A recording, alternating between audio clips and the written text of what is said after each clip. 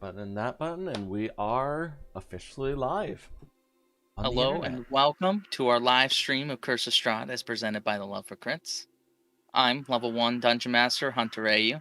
Thank you for joining us again as we continue with our hubbub of holy men as they journey deeper into the mist of Barovia.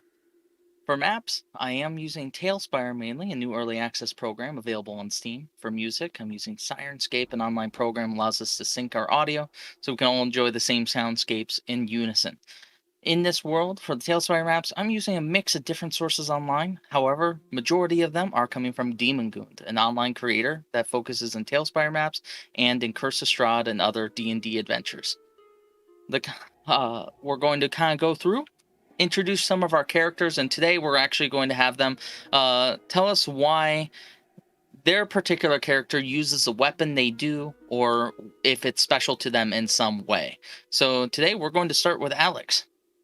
Hey, Alex here. Go by Barotheus Online. I'm playing Herbert Lightforge. He uses basically like carpenter's tools or sort of workshop tools in the form of a ball peen hammer for his mace and a sledgehammer that he occasionally might use someday. But he likes to use the sort of mundane stuff because he's around it all the time. He uses it in a lot of his projects. And he early on was sort of blessed by Gond where he could touch a weapon and make it magical. So essentially, anything could become a weapon at that point. So that's why I kind of went with that motif for me. Hey, Gary. Yes, I'm Garion. I go by either Norway King or Grand Mage Garion online, and I'm playing Graves. He has a dagger because, utility, I guess, and it's technically his god's favorite weapon, Pharasma's, but he doesn't really use it. He's more caster-based. He does, however, have his lantern. So mechanically, I got it because I got to roll to get a random trinket. But then I kind of flavored it a bit. So he has this lantern that was given to him by his mentor, and it's jet black with a candle in it that has Pharasma's holy symbol in it. It glows blue and yellow, and it never runs out. So he has that kind of as a symbol. He kind of views it as because this god's the god of death, and she's in purgatory in the boneyard, judges souls, so kind of viewing it as guiding souls along the river Styx with that. And it's from his mentor, and he intends to use it as his divine focus to cast his spells from that. So you'll see him for searing flame, he'll pull the flames off the candle and fire them out and stuff like that. Since I don't really use a regular weapon because I'm not the frontline guy at all. All right. Cole. I'm Cole. I'm playing as Conereth, and I go by Elok or Elok Liakim online typically. Conereth is a Twilight Domain cleric, and his weapon comes from an old weapons storehouse underneath the temple on Gillian's Hill, I believe he came from. They had a storehouse of weapons underneath because of the constant drow attacks. It was kind of a central area, and it's where people would go to gather weapons. And a lot of those that were brought up in the temple were also taught basic martial skills so that they could be more helpful in the case of drow attacks. That's the reason he's capable with a weapon at all. And upon embarking on his adventure, he was given the opportunity to take any one weapon that he wanted from the storehouse. Among those was a ornate but old warhammer that most people didn't use because it was just large and unwieldy. And that just kind of stuck out to him. So that's what he ended up grabbing, and that's what he uses to this day. And last but not least, Josh.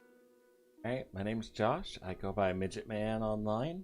And tonight I'm playing Onyx, our wonderful Warforged cleric. And the weapon that he uses is a warhammer that's fairly ornate looking. Back, before this adventure began, he was leaving his previous life to start a new life under the guiding hand of Akadi, and fled to a temple to start over. Well, unfortunately, his previous life caught up to him, and the temple was attacked. His mentor, the priest that really took him in and that he could connect to the most, ended up getting caught under some of the rubble when the explosions went off, and this was that priest's hammer originally. Onyx couldn't save him, couldn't lift the rubble off of him. It was just too much. But he carries the warhammer, hoping to one day get vengeance for his fallen mentor, and to also remind himself of the teachings and to stay on the correct path.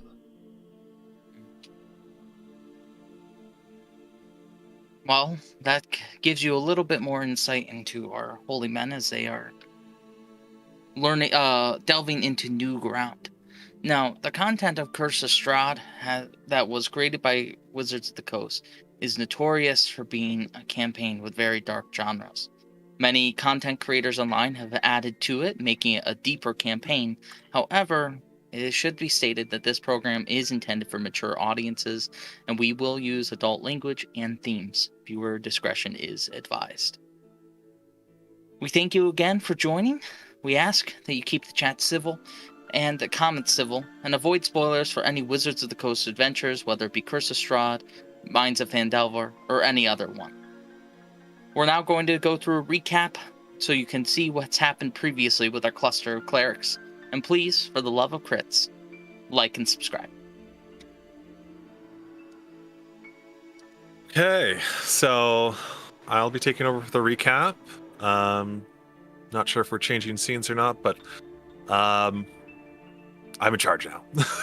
So, imagine that you're sort of walking through the darkness and you're just sort of stumbling upon a sort of glimpse of a vision of a space. Basically, you walk up behind Herbert, who is arched. His back is arched over a desk, and he is just furiously like writing on sheets of paper. He's grabbing tools, laying down rulers, drawing big long straight lines.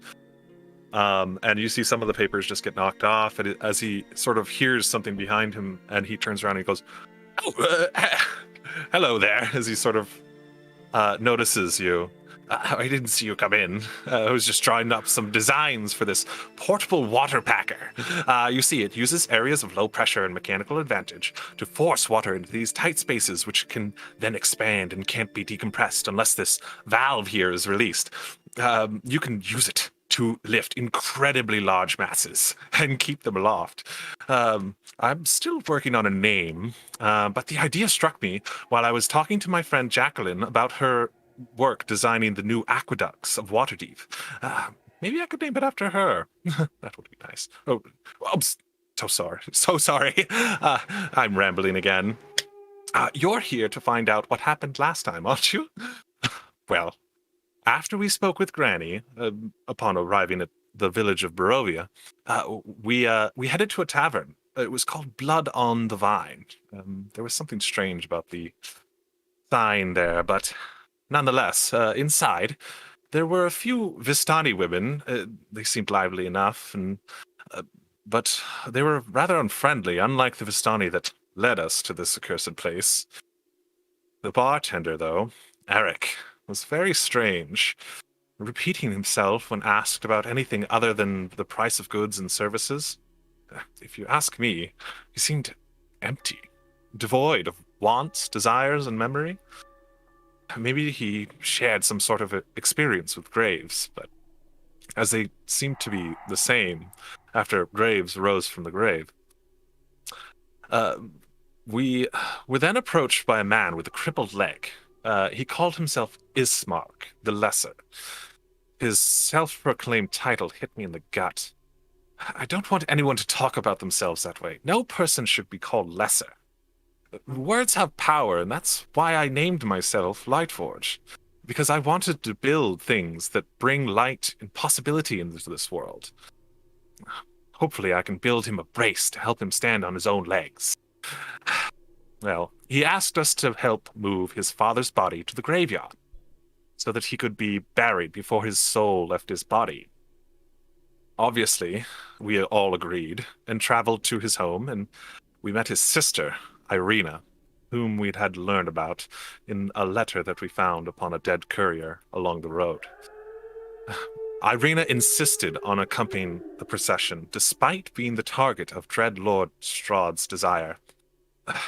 She armed herself and seemed a capable warrior, and it was only right to allow her to say goodbye to her late father, so we acquiesced. But as we trekked across town, the villagers gathered and followed us. There were a fair number of onlookers by the time we reached our destination. Whether they were there to pay respects or to see off a despot sort of remains a mystery for the time being. But at the Church of the Morning Lord, the priest, Donovich, I believe was his name, began performing the last rites of the former burgomaster. But before he concluded, disturbance approached. As a large black carriage arrived, drawn by an imposing black horse. The carriage itself was driven by a twisted creature, some sort of mix of different animals and a human. 3 horrifying bat-like flying mongrels called Kokokra were released and began terrorizing the village. The villagers flew in terror. As out of the carriage, we expected to see Lord Strahd von Zarevich, but with a slight sigh of relief, a dusk elf emerged. He called himself Rahadem, claimed to be a servant of the Dread Lord, but as he drew closer, we could hear screams of pain and lamentation surrounding him, almost as if he was cloaked in the death throes of his countless victims. Rahadem carried himself with confidence and verbally assaulted the priest and the new burgomaster. He taunted them with veiled threats and humorless jests. As tired as we were, though, I could not raise a hand to defend the honor of these poor villagers physically. But Graves, he was brave enough to speak back to, threatening him with Pharasma's judgment. I thank God, that Graves is still alive. But as he left, the realization that we needed rest hit me like a ton of bricks. We headed back to the Burgomaster's Manor, where we intend to do just that. Back to you, Anthony. Did we make it back to the Burgomaster? We headed You there. have not yet. That's what I thought. You guys, the last thing that had happened was Rahadem had actually left you guys, driving his cart away, the Kokokra, flying away into the sky, leaving you in the rain, with a blubbering, priest on the ground who is utterly broken, and Irina clutching her knees and a letter in her hand that Rahadem had given her, and Ismark clutching his cane in anger.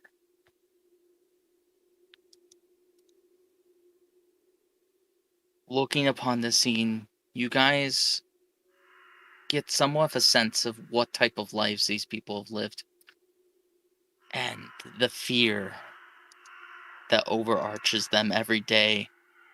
Even in the lightning strikes, you can see the castle Ravenloft looming more than 100 feet above you, as if any amount of disturbance could knock it off its precipice and crush the village below.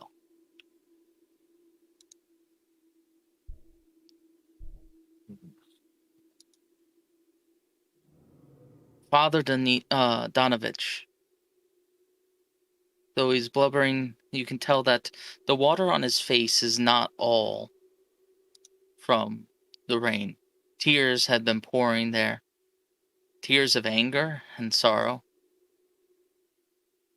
And he begins to wipe his face and pulls himself up.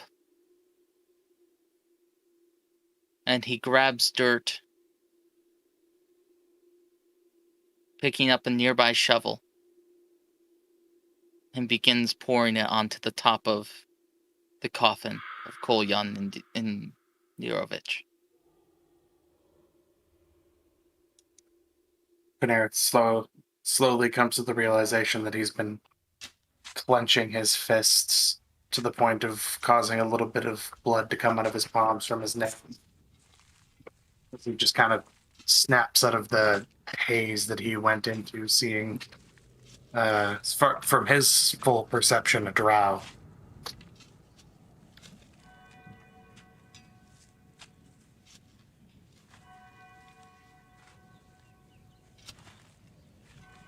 Well, Herbert is exhausted, but I think he's gonna check in with Ismark and Irina, and just sort of put a hand on their shoulder and onto Ismark's shoulder and just say, "Are you all right?" As all right as I can be. This is Why? an awful place. And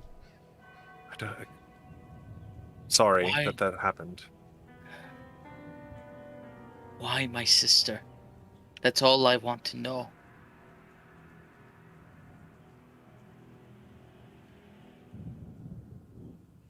Oh, why does he want your sister? Yes. Who could tell? Well, I mean, the only other lady I've seen is Granny, and she's a little past her prime. End of Vistani. Oh, yeah, There is and no that's short. funny. There is no shortage of Lady women nurse. that Strahd will take as his consorts. And Ismark is going to kind of hobble over to Irina, who is sitting on the ground, her dress caked in mud from where she had fallen. Her hands clutching the letter that Rahadem had given her. Sister, we must get you back to the house. It is, I fear, not safe.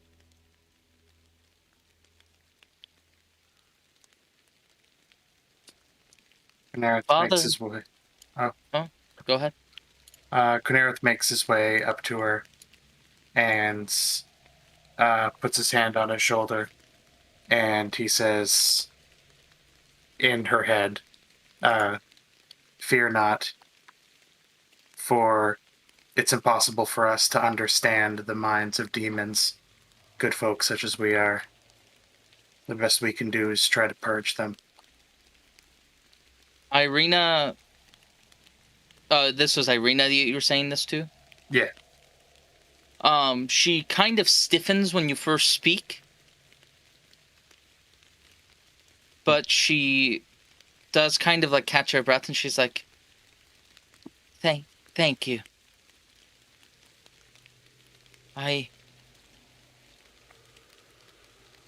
Your words strengthened me some.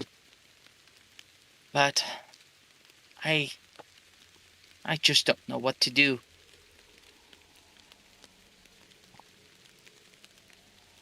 I have a feeling I'm getting a sense of what I'm to do. Don't give in. That's what you must do. Stand strong in the face of evil. That Ismark kind of sighs, and he's like, it's like trying to hold the water of the river back. How can we? It's a force of nature. Forces of nature can be affected through effort and combined effort, I should say, and perseverance. You can build a large structure across the width of a river and control its flow. Hmm. Even natural things affect the flows of rivers. I mean, beavers. How I'm tiny they are. I'm not familiar with beavers. I've heard of gnomes. Are they like them? No, they're a beast. Not necessarily sentient, obviously, but they're they're animals that change their environment. It's a sort of Hmm. natural instinct, but they're Well, capable of vastly changing their surroundings. may you four be beavers as you are in this land. Thank you. Emberborn. While they are talking to the sibling duo, I Mm-hmm. want to go over to our lovely Father Donovan. Okay. Donovich. Donovich. And as you are walking over there, Graves did say he is saying the Pharasma funeral rites as well over the body so that it cannot be. I'm guessing you're casting ritual of last rites. If I have an hour, I can do command or Oh. ceremony. Sorry, which doesn't. Honestly, I don't think I have an hour, so I'm just kind of like, I'm what's just saying kind of some rites. happened, what they're doing now is ceremony, basically. So Yeah, Nope. Just sort of hop in and keep going. I'm probably finishing up around this point, so I will probably listen in on this conversation because Graves was looking to possibly talk to him as well. Father Donovich. yes.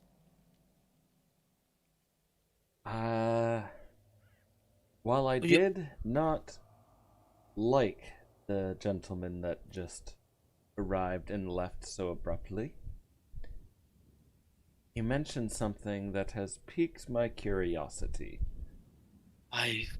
Yes. Graves will look over if it look of like I was thinking about that as well. What did he mention, or why did he mention your son? Donovich looks around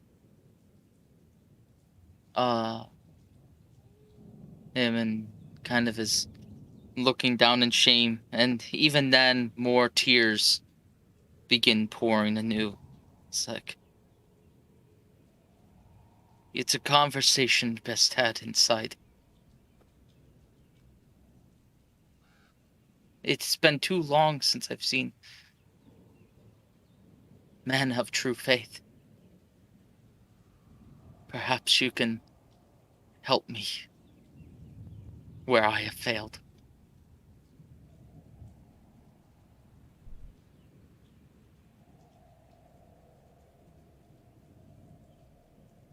If you're in trouble, I mean, we seem to be a party that seems to like to help. So, Well, I would actually very much like to meet with you before you travel to where you're staying for the evening. For my own pleasure of company as well as selfish reasons that you will understand quickly once we speak. Know this. What Rahadem spoke of was cruel fate that had been handed down to me, and not something that I had created of my own volition.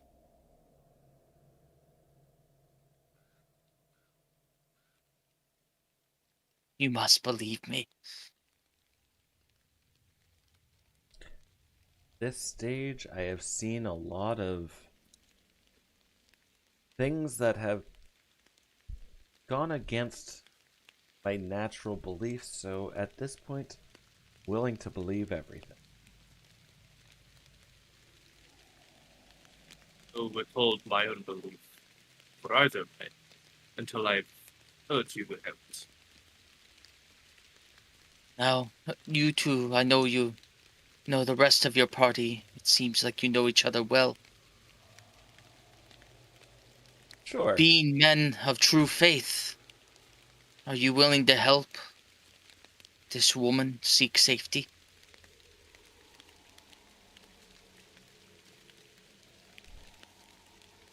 What's your price? Hey, what? Is he talking about our Irina? He would have gestured towards Irina, yes. I have known a gentleman like Rahadem and also this count that has been mentioned from time to time. I am impressed with your fortitude if you have met a man like the Devil Strahd. Needless to say, it sounds like Strahd may have a one-up on the guy I knew. But, nevertheless, the end result is still the same. People should not be around those types of evil individuals. Ones who seek to harm this woman. Bastards who dishonor the dead and play God with necromancy. Well, These are things Yes. that my faith cannot stand idly by and allow to happen.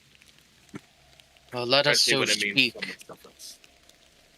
Let us go speak to what remains of the clan of Indirovich.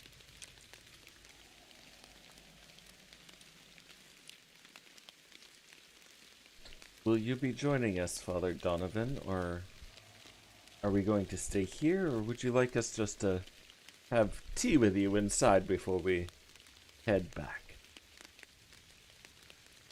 Oh, There tea are sounds things. nice. There are things that I must speak to you about. Things that only men of faith, I think, would understand fully. Ismark, Irina. They both kind of look at Father, and you can tell that they have respect for him, despite his nature of seeming feeble. He holds their attention when he speaks. Ismark, I know you will not want to hear this. I believe it is time that Irina leaves the village of Barovia. Irina kind of stiffens and looks surprised while Ismark begins protesting. Donovich putting up his hand, pausing him, he's like, the Devil Strahd's arm is growing strong indeed. I do not know why he attacked your home, but it is not designed to be defending from such an onslaught. I think that only Kresk, Valaki, have the walls, or perhaps at Kresk, the abbot himself can help protect, where the lack of faith in this village cannot. Remember, true faith, that is what holds Strahd back, and this village has been lacking for many a moon. See Onyx raise his or hand up and be like, question. Yes. How the heck are you going to get her out of the village? We didn't necessarily want to come here, but we couldn't leave once we entered. Well, the roads are dangerous, which is, unless you're on one of the caravans. The roads are dangerous unless you're on one of the caravans. But Strahd watches those. And if Irina was riding along with them, I fear that she would never get past the Serre Pool. But the daytime is when you can travel. For Strahd, he does not like the light. I believe it's something to do with his nature, but he only travels at night, it seems. Believe as well, Onyx, if you recall, they said that there was both the valley and the village of Barovia, but we have been in the valley Oh, itself for yes. some time. I Perhaps apologize. I meant have the been- village of Barovia. She must leave. None Yes. can leave the valley. The mist. I've seen to that. Oh, that was my suspicion. gotcha. Well, I apologize. I forget. Everyone who lives in Barovia or has grown up here, we have known little land outside of here. For us, we know it, the basic map like the back of our hand. Valaki and Kresk are two villages far to the west of here. Not much more than a day's walk, though, but dangerous nonetheless. I've never traveled there myself, for I have been raised in this chapel since a young boy and took over from my father. But Valaki has walls, and the burgomaster there, though I'm not sure how, has been successful in keeping Strahd from being able to infiltrate it. And Kresk, it is built around an old monastery that the abbot continues to watch over. Monastery of Should say an abbey more so. A place where monks would gather. The abbot now watches over it. He is a man of faith, or so I've heard. You've But- never met this abbot yourself? As I said, I've never been to Kresk or Valaki. And he doesn't venture from there either? No. You will learn, after being in Barovia for some time, that very few people travel between the villages. Mostly the Vistani, or people who trade and travel with the caravans.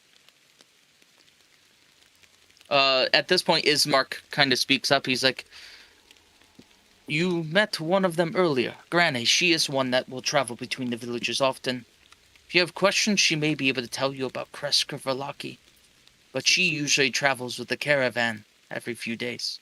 Okay, she said her and her sisters made pies at a windmill that's within town.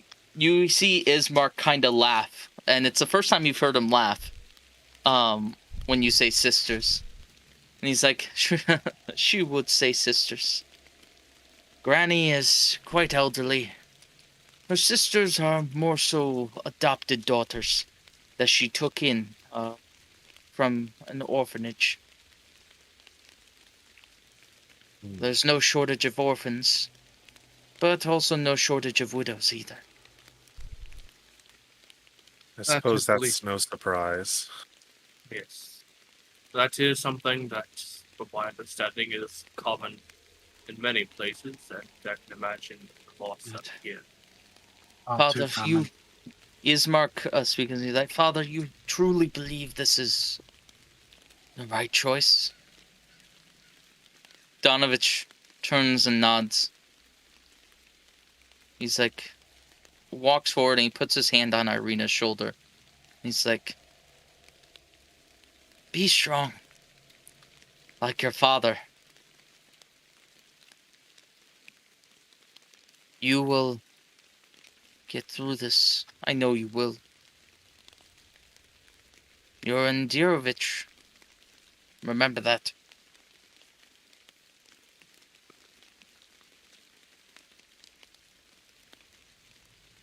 He was your father, even if not by blood. And Kuliana, You carry that name well. But you must prepare. Let me speak to these men, so I can prepare them for what may come. I think that you should be safe traveling across the village at this time.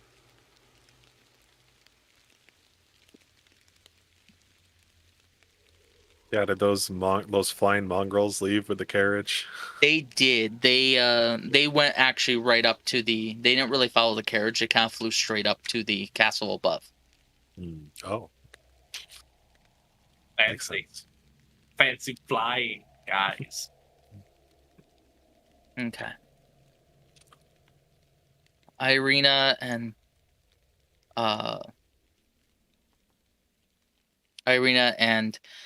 Ismark move away.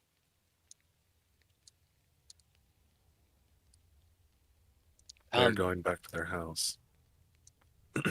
Come into the chapel. I will boil some water. You said tea sounded nice. I can't promise that we have anything great, but I might be able to throw some herbs together. That's all right. I just need some hot water, and I'll be fine. Okay, so he is going to go way up here. I can move you guys after. Oh, looks like you got... Wow, you're like at the door, ready to go. Dang. I'll let him actually open the door. I just moved my token.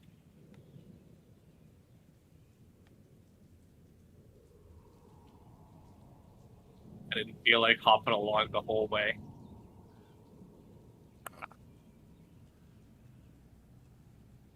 There we go. Okay.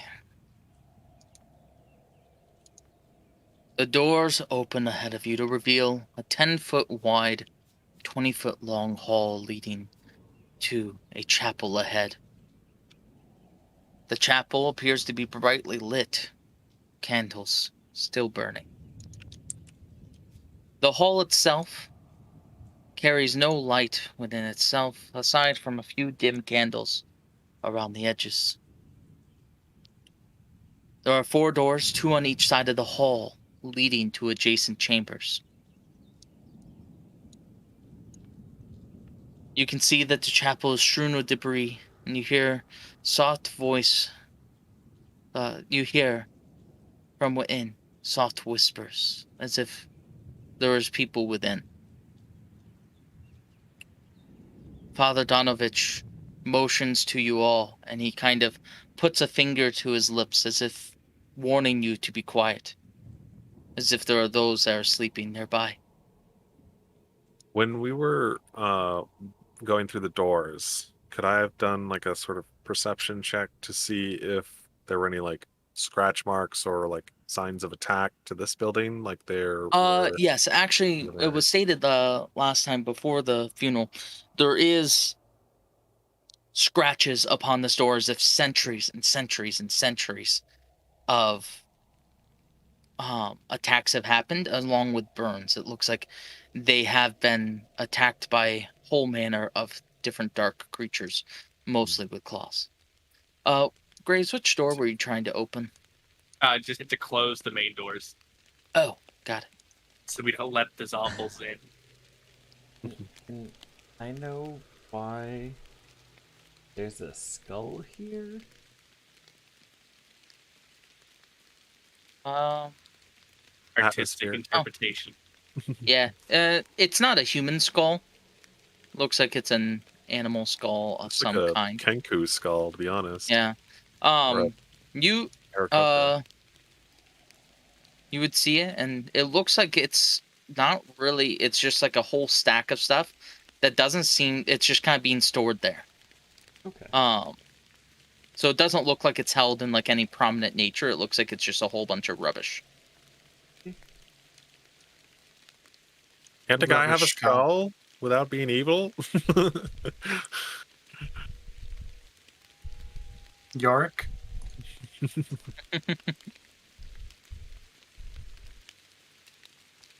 Oh, come in. I I'm following apologize. close. I'm following closely behind Donovich.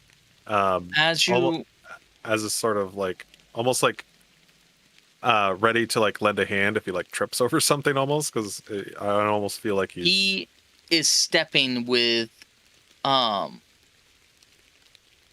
he is stepping with ease as if he knows this place without even having light. But as you walk in, you can see that the chapel is in shambles. There's overturned and broken pews littering the dusty floor. Dozens of candles mounted in candlesticks and candelabras light every dusty corner of the room, in a fervent attempt to hide the creeping shadows of the chapel. At the far end of the church sits a claw-scarred altar, behind which there is a place for kneeling that it appears that Donovich would use in prayers.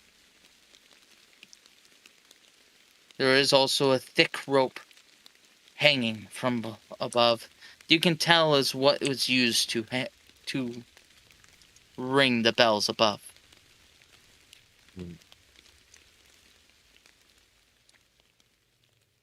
Donovich pulls off his robe from the outside. You can see that it is more of a commoner's robes. But as he removes his robe, you can see that the knees of his trousers have been patched over many times, as if they have been worn thin and then replaced and worn thin once again, over and over again. I'll heat some water.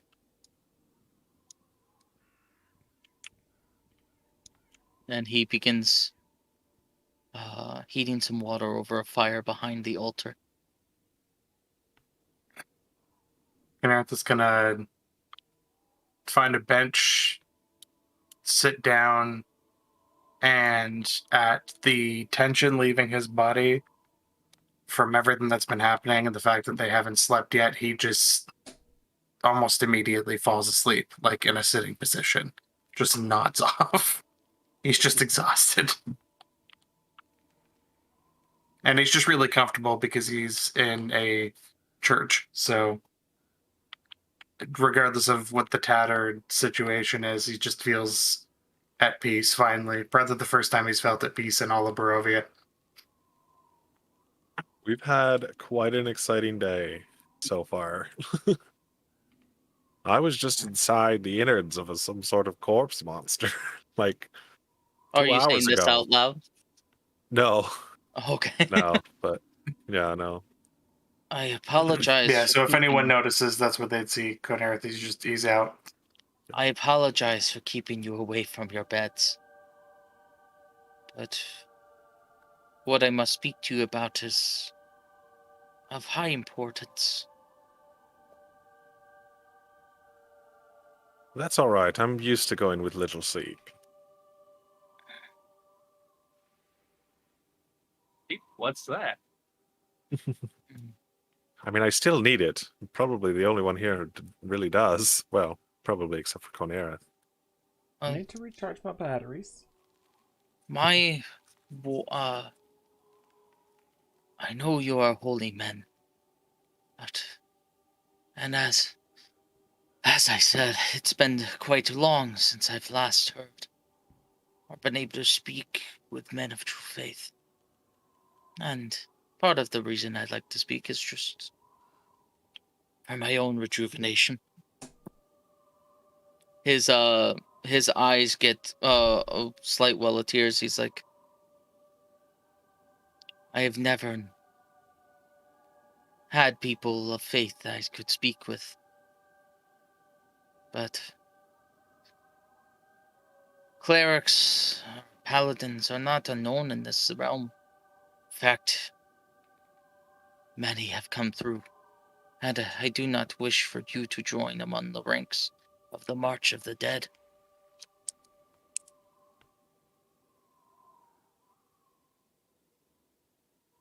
Well, I've got no intention of joining them before it's my time, I suppose. You do. But part of my morning will go to you, the follower of Mother Night. And he looks at Konereth, and then realizes Konereth is asleep. Oh wait, you aren't. Maybe it could wait till morning, maybe. Perhaps I think it'd be best if you leave early. I had spoken to 2 of you. Are you willing to help escort Irina to either Valaki or Kresk? No. Well, We were in Barovia for a reason. I suppose, however, it's not time-sensitive one. What But reason was that? we were coming to speak with what was her name? The Vistani leader, Madam Eva. Madam Eva? Yes. We had been Be sent. careful I around got her. that feeling. Well, the Vistani, they have magic of different kinds. Madam Eva, for example. You would be hard-pressed to find someone more skilled in the art of future telling, prophecy. She will tell you the truth, though it may be in a way that leaves you with more questions than answers. And it may be in a way that leads you to causing whatever she states to come true. But the Vistani you must be careful around. Best to not take on the bad side. They can curse, and their curses hold weight much more than anything that I am able to remove. Even with my knowledge of curses. We had some dealing with a group of Vistani. That's how we ended up here. Oh. Madam Eva No. seems to have information that is important to each of us individually. However, I don't think this necessarily needs to be our first stop if there are people in need. I also don't know if that would be even on the way. I don't really know the layout of this valley at all. So, Madam Eva would likely be at Serpool. It is a Vistani encampment. It is about halfway between here and Valaki.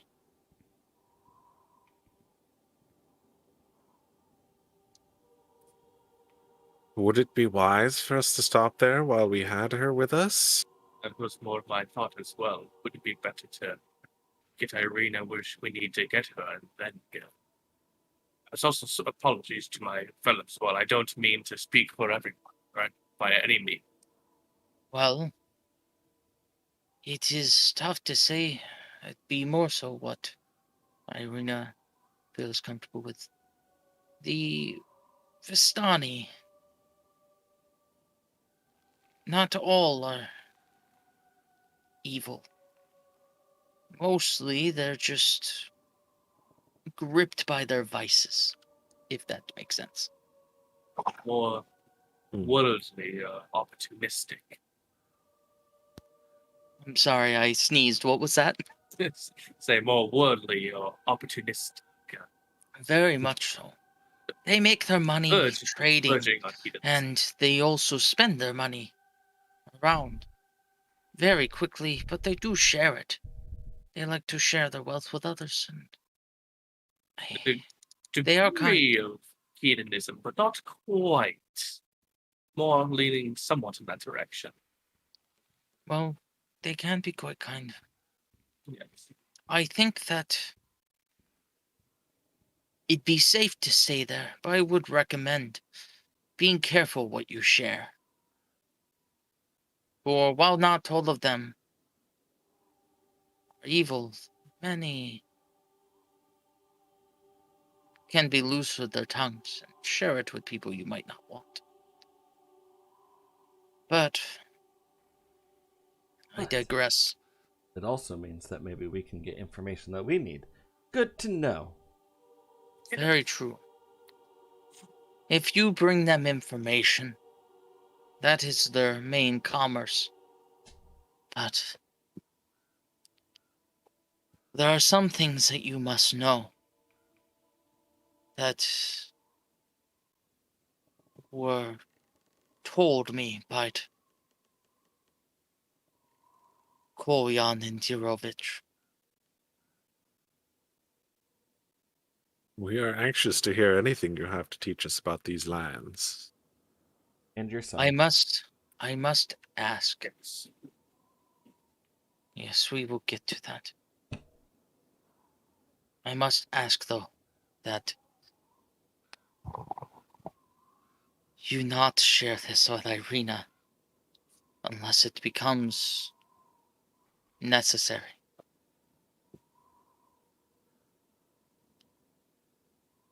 I barely Very know her, well. so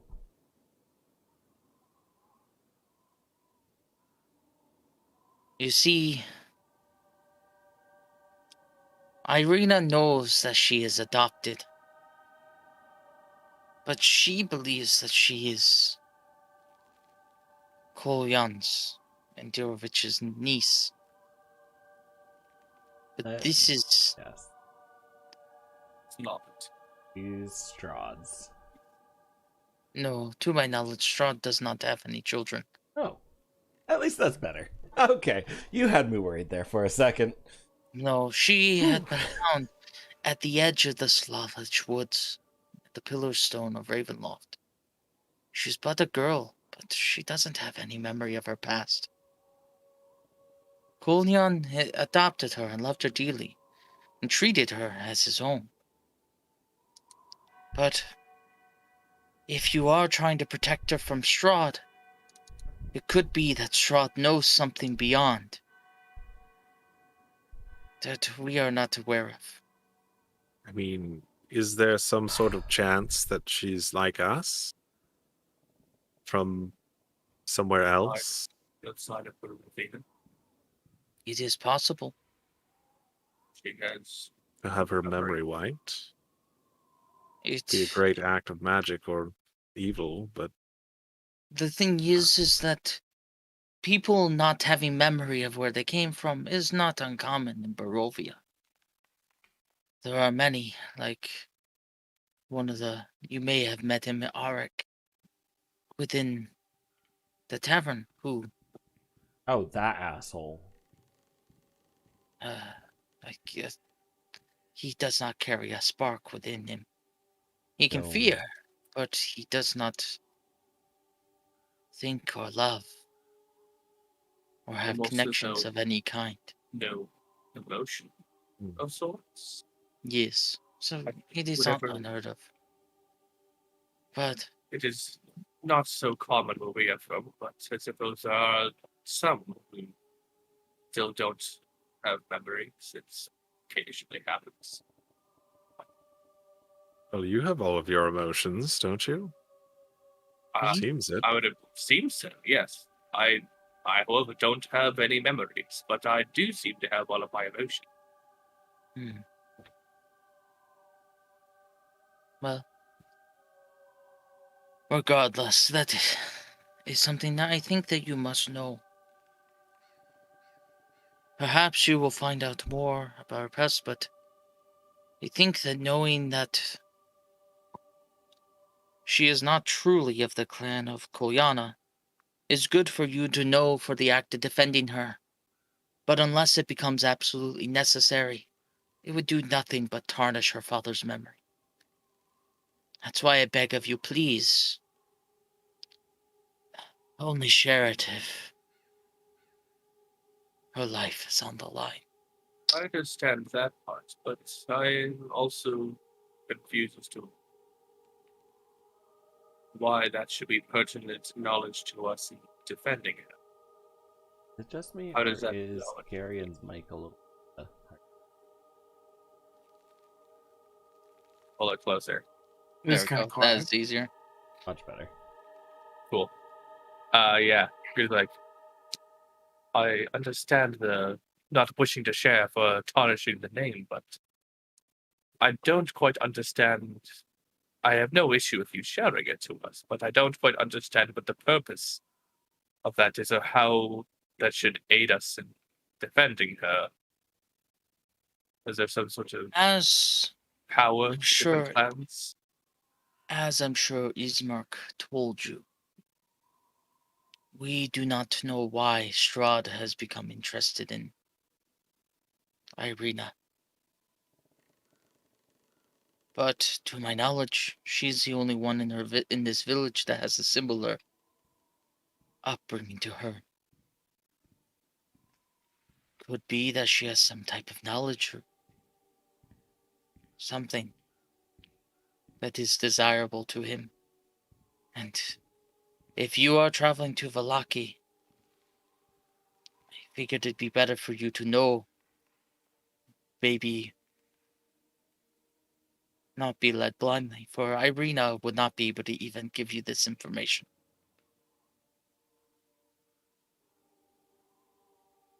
What say you then? I suppose Quinap's asleep, but you two, well, do you think that we should do this? I very much would like to help, and I'd like to defend her. Just seems like an unnecessary risk to have her leave, but I suppose if was there some sort of protection that the previous burgomaster provided that is now gone or something? I cannot pretend to know fully the business of the burgomaster. But the Devil's Strahd began to attack not less than a week ago upon the Ah. and He grew weaker. and aside sicker. from his desire for Irina, I cannot think of any other cause. Less than a week ago. Was it maybe like 3 days ago? No, So that's just when the burgomaster was killed. 3 days the ago. burgomaster died 3 days ago, and the attacks, I believe, had been continuing for 3 or 4 nights. Okay, so out of game, this is before we actually arrived in the valley. Correct. Okay. Yeah, it's been less than a day, hasn't it? No, because we took. Oh no, rest. we We took took a a long long rest. rest. That's right. We've Yeah. taken. Oh yeah. We've So it's taken been a like 2 couple days. because we took Really? one Couple? in In the woods the Whatever. woods, and in the manor. in the manor with the children watching over us as dead ghosts around their bones, which was You an guys, odd We did long not. rest. We did not stay in the woods. I can you guys guarantee didn't that. stay in the woods. You had a long rest Okay. leading up to it, Oh, sleeping leading in up. the Okay. sleeping in the Vistani wagons. That's But what it then was. once you got through the gates Right. of Barovia, the wolves Okay. kind of kept you moving. The Right. wolves Do and we- mist. Do we think that maybe this timeline might line up with our visions, perhaps? Because those did start earlier and sort of led us here. They Because- may have lined up somewhat. I think that was like a But month before. Some was of you like it was longer or shorter, Yeah. like the amount of time. It's Okay. That was like from Onyx way came from ways. farther in. Yeah. Right. Okay. Yeah. But regardless, really something. And we know Volaki is also much better suited to defending anyway, from what we hear. Yeah. It's been a As you short time, so guys it makes sense. are sitting there, you do hear the kettle begin to whistle behind you, and it kind of startles Donovich, and you can see that he runs over, like he's trying to stop it from making any noise. And as the high-pitched whistle pours out, you suddenly hear a shout from below the floorboards, and it just says, "Father, I'm hungry." That brings And- to the matter of yourself. Donovich kind of sighs, his shoulders sagging as if the weight of the world is on his shoulders. And he's like, I hope to get further a conversation before he woke. Well, you didn't. So you want to fill us in? Again, as I told you before, this is the cruel fate has handed this to me. Handed what to you? A child? That's not cruel fate. A monster. Elaborate, please. About a year ago, another adventurer came through, a wizard. You may have heard tell of him. Here, let me pour us our drinks. Please, your friend, he should get something into his system. Oh, we're talking about Conereth, maybe? Ooh, let me do Yes. it. Let me do Yeah. it. Ron's like, what? Let me wake him up. Go, Onyx. You got us. Oh, yeah. Conarth was just kind of sitting on the bench, right? And He's just kind of sitting slumped over. A very light snore coming from him. Okay. So I will probably grab one of the candles and just like hold it up to his face and be like, Conarth, wake up! It's on fire! It's on fire! Oh, He no. like snaps awake, his eyes go wide, and he just looks up at you and See, his the face candle's on fire!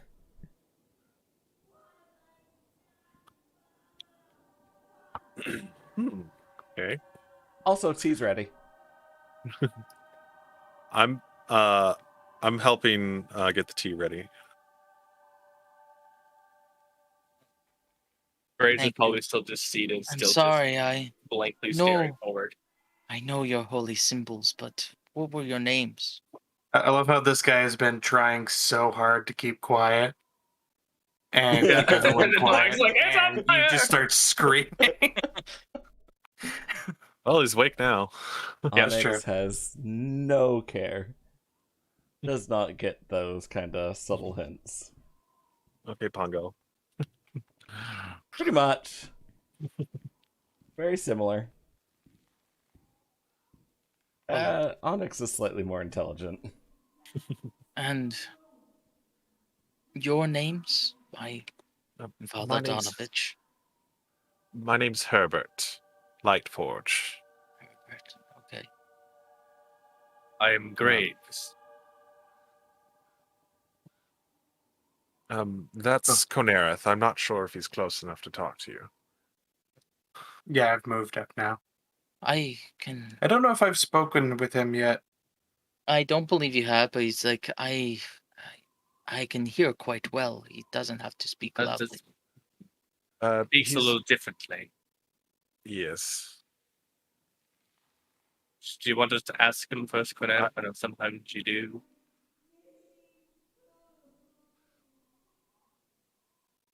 Sorry, what'd you say? It's like, do you want us to ask him first? I know sometimes you wish to warn people. He seems like he's taken enough. I'm sure he'll take it well. And then he reaches out with his mind and says, yes, my name is Conereth. He kind of like you can tell that he's somewhat surprised. He's like, so you are one that speaks without tongue. I've heard of such. I apologize for the intrusion. I've taken a vow as such, and this is the only way that I've allowed myself to communicate. I respect your tenacity. And you. He kind of motion towards Onyx. My name is Onyx. Well, please, you can see he puts, he grabs some cups from below, and he begins pouring some hot water in it. Preparing the tea with Herbert. Herbert, as you are preparing the tea with him, you see that he accidentally grabbed 6 cups rather than 5.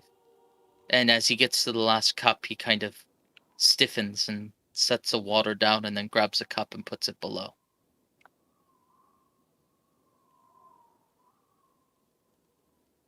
I won't say anything, I but I sort of register like maybe it's for his son.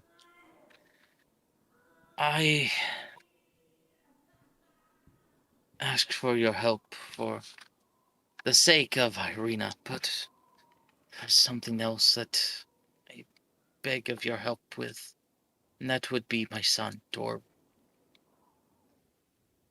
As you can hear Orphan? him, he's starving per se, but I cannot feed him.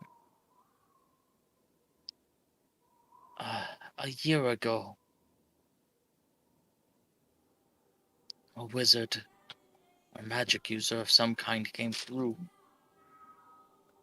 He brought hope to so many people. We thought perhaps we finally had someone strong enough to usurp the devil's Strahd. Or what's many hoped. He had quite a following of people, many men of Barovia. Was he the one who attempted to take Strahd and then lost? Yes, he did. He was struck down from the high tower. All the way down to the mountains themselves. But my son was one that went with him.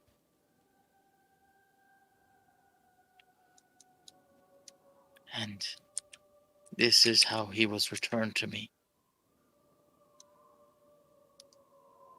He came back and Strahd changed him.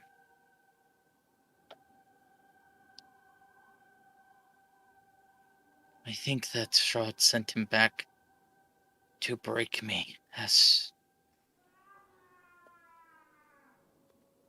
I am one of the few hopes that this village has left. One of the few men of faith. Doru was to be my successor. I have tried everything. I have prayed day and night till my knees are raw, my throat ready to split.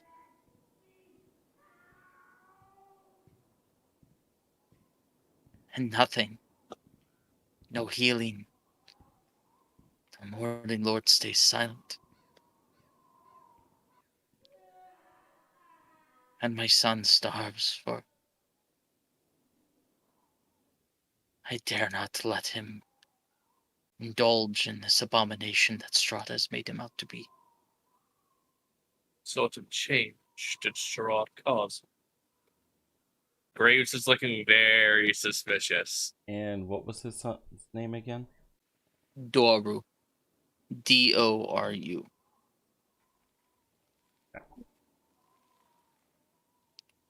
He, as you can hear, he's struggling from hunger.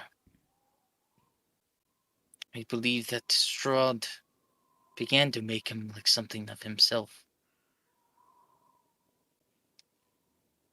He is gaunt, he is cold to the touch the few times I've been able to touch him. But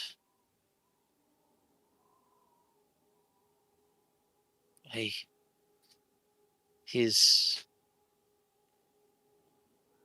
skin is pale. His teeth have elongated. But I know my son is still in there. For He he's kept just still, below here, then. yes, in the undercroft. Would it be within 60 feet? Probably be behind total Yes, cover, but though. there would be walls. Yeah, you can't sense anything beyond total cover, Yeah, right? I think. What is the wording? There's like a certain thickness, I think, that I can't search use that through. Let me. Eyes of the Grave. Is it behind total cover? So yes. Yeah, you just have to literally see it. Yes.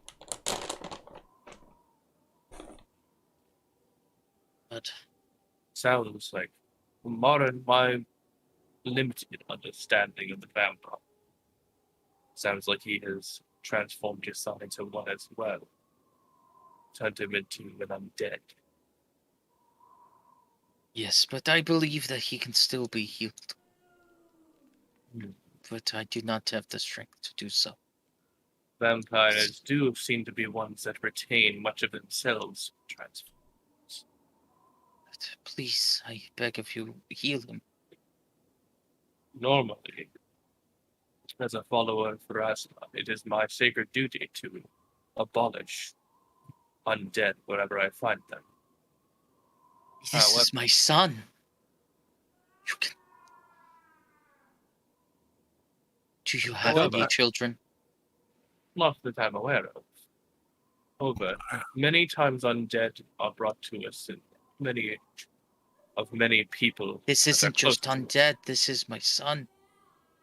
I don't There's. think any need to be so rash. Oh, I'm sure Graves is yes, not intending to eliminate him against your will. that is definitely not my first choice. As I was saying, from what we've seen, from what we know, vampires seem to retain much of themselves. But It may be possible to revert the process, unlike something more akin to a skeleton or a zombie. well, I beg of you.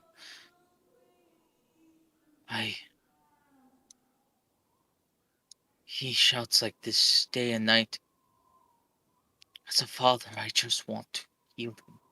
I just want to give him what he wants.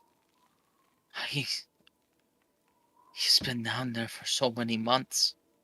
He has not been fed since. I even threw the key so I would not be tempted to unlock it, or someone would not accidentally wander down there and injure themselves. I believe, as cruel as it may be, I believe that you have acted wisely. As cruel and as uncomfortable as it may be. As I said, normally we abolish undead, but as I said, with this, there may be a hope to bring them back, and thus his soul can still pass to the afterlife untarnished, if that is the case. So, I believe that I want to help. However, I will make clear that if we find that there is no way to save him, then I may be forced to take other actions. However, I do hope it doesn't come to that. Saying it like it is, man. I mean, I have held on for this long. If you cannot find a cure, leave him. He has not hurt anyone for the last 8 months. he sounds like he's in agony. Do you really want that for your son? I'd rather him live in agony than become a monster like the devil Strahd.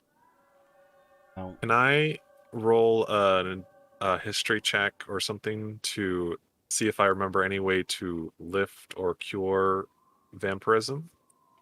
Yeah. Yeah, I would say probably Arcana or Medicine. I got some Between two medicine. or religion. So I got Hmm. religion and medicine, and Graves did roll one other time about vampires' abilities, but we weren't talking all about cures, because that is something that Graves would like to do. So I'll roll a medicine as well if that's chill. Oh, I Now- rolled a 19 in D&D Beyond. I Oh, rolled a an 22 in D&D Beyond. Let's see Okay, if it so we rolls had- fine here too. I got the Hey. same score in both, so 22 medicine. Nice. Okay, so you had a 20. Alex, you had a 23 in what? In religion? 23 in religion, yes. And then Graves had a 22 23 in medicine. 22 in medicine. Yes. So,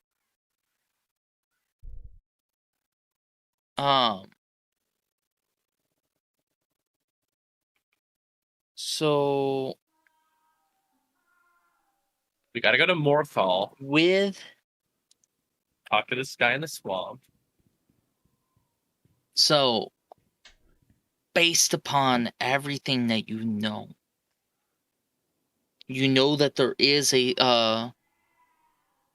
for the medicine part, you know that there is a certain point in which it is incurable because they die, and the only thing that can bring them back is magic of a godlike level, such as the wish spell. From a religious standpoint, Herbert, you know that while magic can't cure it, perhaps faith or Gond or one of your gods, if they so desire, they can override what has happened to this being. But short of a god intervening, you don't believe there's anything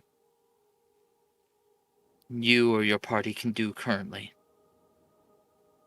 So with the medicine one, Graves, they eventually die. Would that be like they would like kind of eventually wither, or like would actually have them having blood or whatever, be able to feed stave that off so that they don't die as quickly? You would know that once they become like a vampire, it's that they kind of die and then they come back as an undead. So you that if he is already past that point of becoming like a full vampire spawn, Mhm. there's not much that you can do. But if he perhaps isn't fully yet, is there a way to basically stave off that full process that we would know of? Yes, you think that there would be that could be still in like a disease state that you might be able to, through curing disease or healing, that might be able to help. Based So though if we were to upon him stating that he has been there many months and has not fed him, you know that he would have starved long ago. The great suspects from a medicine standpoint, it's impossible. It'd have to be some sort of magical thing. Yes. So what I'm hearing is they die when they are turned. And essentially the only way to bring someone like that back from the dead would be a wish spell. Yes. And Or godlike intervention. well, that's what I was going to say. Divine is intervention. My check sort of determines that there would need to be some sort of divine intervention Correct. to lift that.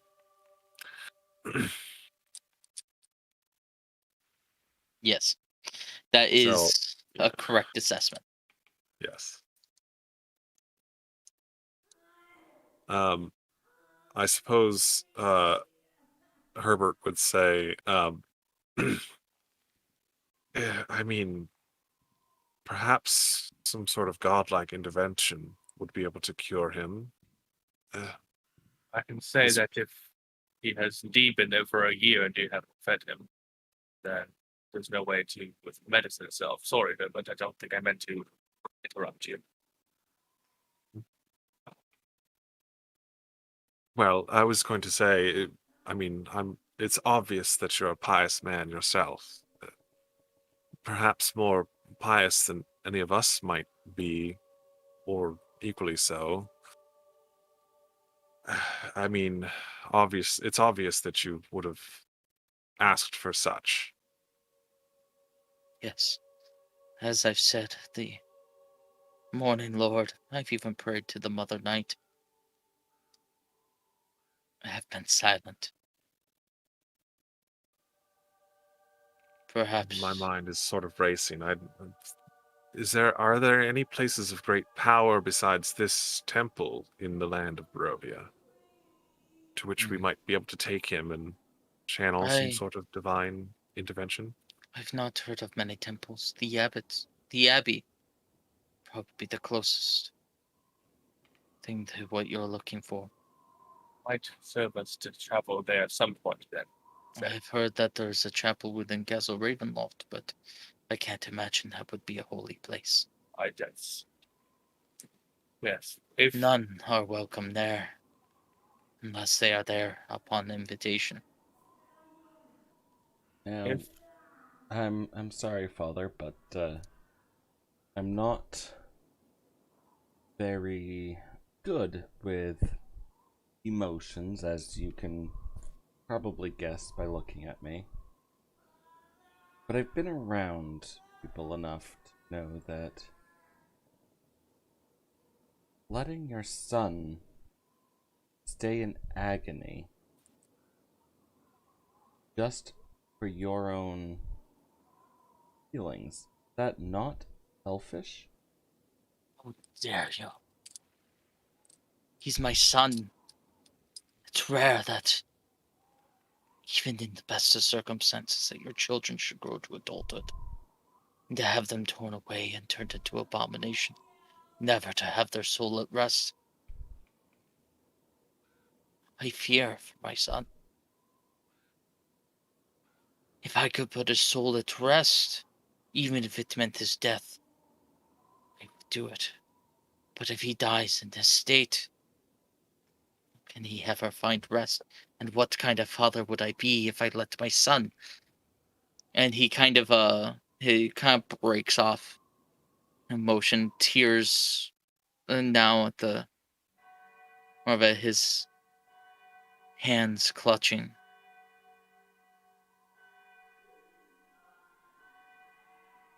The sound of Doru in the background continuing to pour from beneath.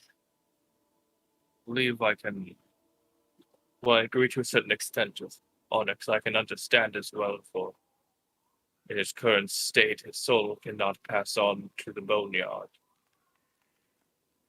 I think we've done a lot of analyzing.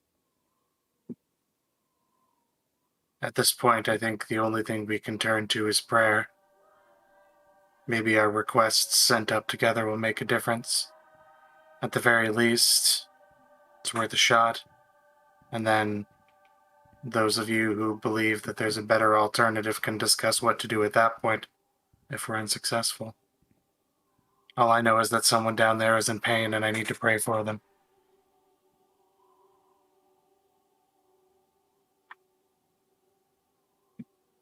Perhaps you were right. Certainly couldn't hurt. Short of I- something along God's intervention, I don't think there's a way to save him at this point, except by the intervention of a god. Konarth, I went to warn you before, but I only just remembered I must not forget. You, depending on where you go, will likely have to be careful about revealing what god you serve. Does he have enemies among this land? Yes, you may have heard me use the term Mother Night. That is another name for Zalium. the goddess of twilight and the moon, as you well know. While the Morning Lord watched over the land of Barovia during the day, though he has clouds of this curse cover it. There are many Barovians that falsely believe that the Mother Night has been the source of the Devil's Strahd.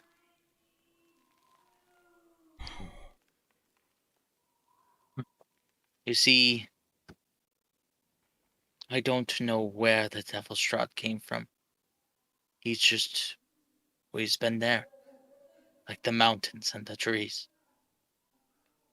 But they believe that something the Barovian did long ago made Mother Night bring Strahd down as a curse upon this land. Well, But be careful, you have a wand. it is a natural inclination of people to suspect or fear their gods when things go wrong. Nevertheless, I won't be ashamed of my goddess. I'll worship her all the same, and maybe bring a positive light into this. I'm glad to hear that. I think it'd be best if we keep my son locked away.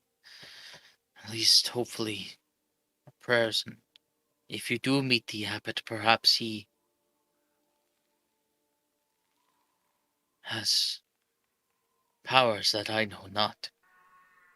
Is he restrained or simply caged? When I put him down here, he was weak from the battle. I wrapped him in chains that were down there and locked him. And then I locked the trap door. I still hear the chains clanking, so I believe that he is restrained. But I don't believe he's gotten loose, but it could be a trick. My son was quite smart. And you hear a hint of pride in his voice. If we vow, in this instance, not to do any further than offer prayers, might we be able to descend and lay hands on him? Roll me a persuasion check. Persuasion, because I'm so good at that. I don't know if that would be wise. Oh, I'm going for it.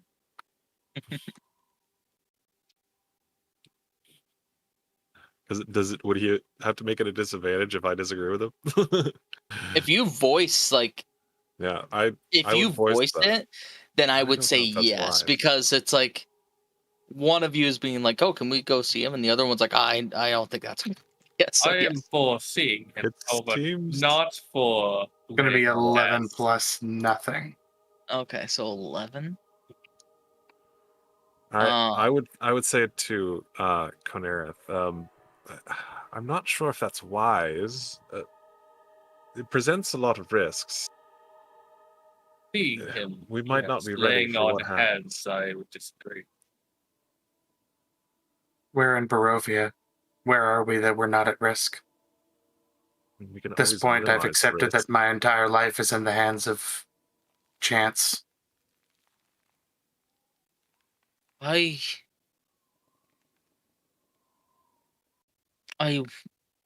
would not resist against you if you went down there, but I would need the word upon your gods. And he kind of glances between everyone, but his glance specifically pauses on Graves.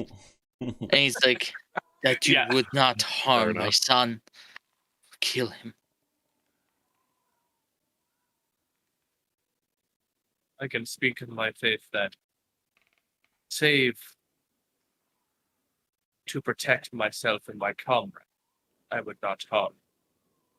If he were to find his way loose and attempt to harm or escape, that might be a different story. But save for that, you have my word. Hmm. Should it come to that, and if he is truly, as you say, I believe we may be able to turn him and protect ourselves. Hmm. So, perhaps it's not as big a risk as we make it out to be. Onyx Conereth, do I have your words? You have my word on the goddess. Sell you in the neck, mother. He shall not come to harm by my hands. You, Onyx?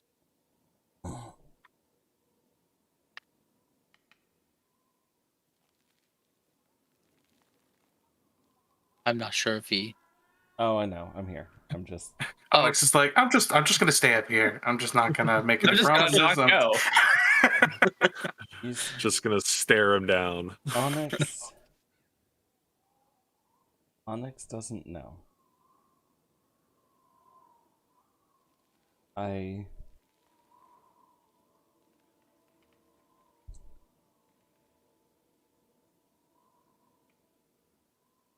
Being of the faith, you must know that the gods look favorably on certain things and unfavorably on others, like Graves' patron looks unfavorably at the undead.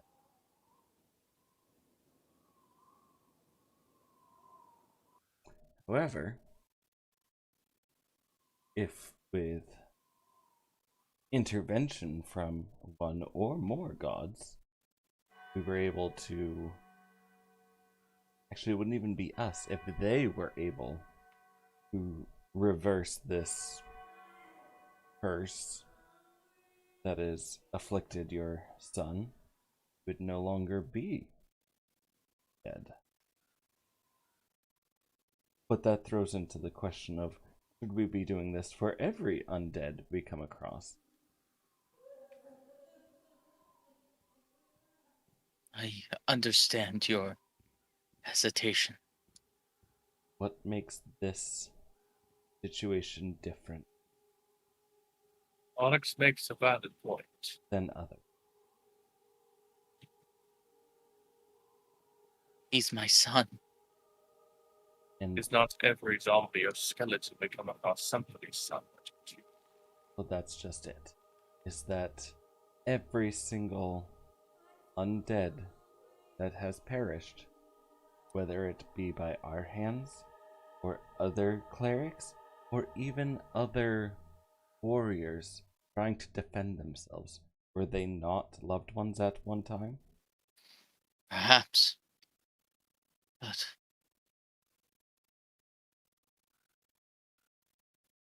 If I may say, as this a is counter not. argument,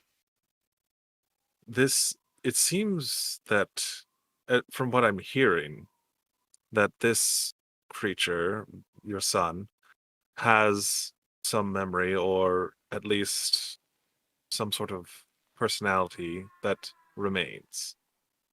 We also have a set of circumstances that seems fortuitous in that he is not fed. He So has it not seems committed evil. that remains to be known. But as you say, he hasn't been fed. I believe that's somewhat significant and might give us a shot at succeeding in actually redeeming him. Donovich grasp onto your words as if like it's a man grabbing at a life raft. He's like, yes, this is not some altruistic desire. I mean, this, as I said before, this is a very selfish desire of my own. He is my son. I understand that there is undead that are a danger, but he has been locked away for so long. I have kept him safe from others. I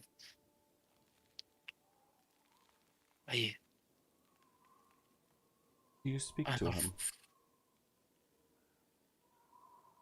I do some. It's hard to make myself heard over the cries. And I am afraid if I speak to him too much that it will, as you can tell, the merciful side of my being is overriding um the judgment side. And I'd be afraid that the temptation would become too great if I spoke to him. I would see the sun rather than what he has become. It may be possible, too, that your desires dissuade your prayers as much as you desire for the health of your son. As his father, it's only natural for you to desire for his health for your own purpose. It might be your desires that dissuade the gods from hearing you. Less of a desire for the health of your son and more of a desire as a father to have his son back. We don't have any such connections. I simply want to pray for him for his own sake.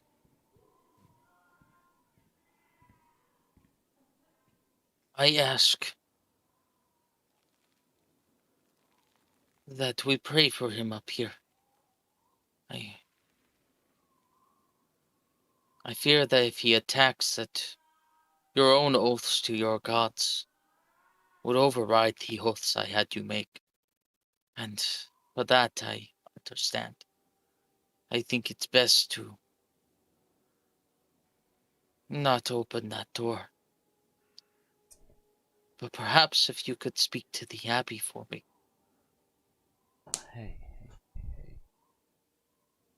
Anthony, I'm going to message you something in Discord. Okay. I'm curious about something. Gonna pull you up. Okay.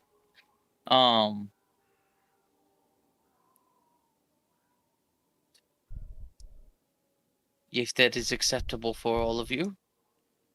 Is there a to way to perhaps look through the door to gaze upon him, perhaps? Or you may be able to. I myself cannot see in the dark. You may be able to glance down into the darkness below through the trap door. oh, I can't see in the dark, but Conereth can, I believe. Yeah, I can. I've used my Eyes of the Night already, and we haven't rested yet, so I can't cast that again. But Well, you're the one who wants to look at him. So it's fortuitous that you would be able to see him. You get that message, Anthony? Okay. yes. Well,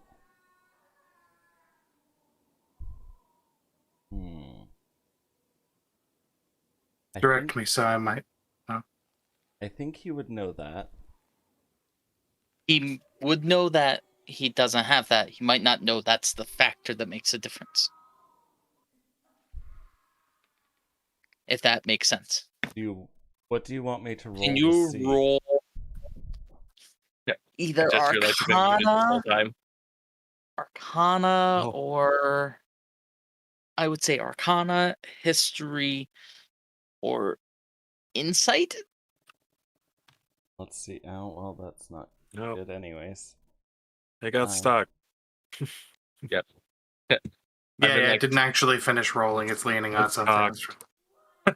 I've been like Oh, talking God. this whole time, being like, man, no one's acknowledging me. I've been muted.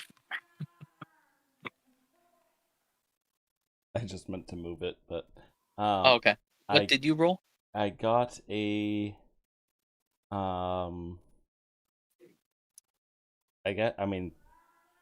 with the 8 initial, I got an 11 with insight or 10s with arcana or history.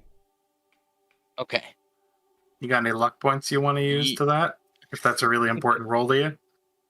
Because I keep forgetting about luck points, but Same.